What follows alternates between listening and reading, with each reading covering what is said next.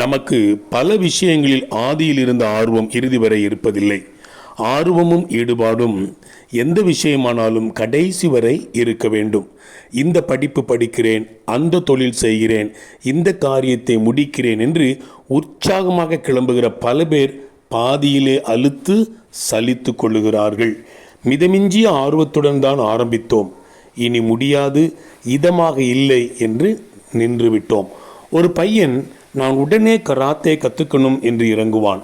ஒரு சிறு பெண் நான் நடனம் கற்றுக்கிட்டே தீருவேன் என்று ஆரம்பிக்கும்.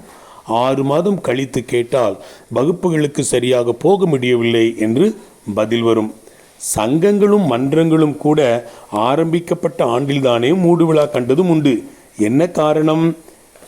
ஆர்வத்தில் உள்ள கோளாறுதான், ஈடுபாட்டில் உள்ள குறைதான். எது ஒன்றிலும் இறங்கும் முன் இது நமக்கு சரிப்பட்டு வருமா, இறுதி வரை இந்த ஆர்வம் இருக்குமா, இடையில் தொய்ந்து போகுமா என்று நமக்கு நாமே கேள்விகளை கேட்டுக்கொள்ள வேண்டும்.